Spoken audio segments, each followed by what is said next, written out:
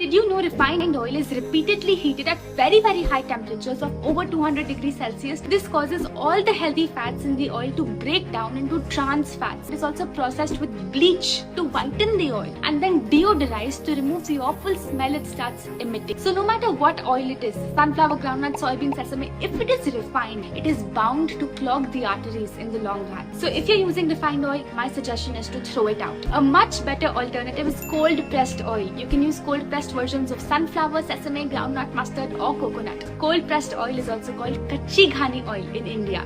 In this process, no heat is involved, so it retains the vitamins and minerals of the seeds. But be careful of two things. Get your cold pressed oils ground in front of your own eyes or choose a conscious brand who you can really trust. Number 2, never cook oils directly on flame. Always add them in the end after turning off the stove. What we personally do is cook using whole fats, completely oil free.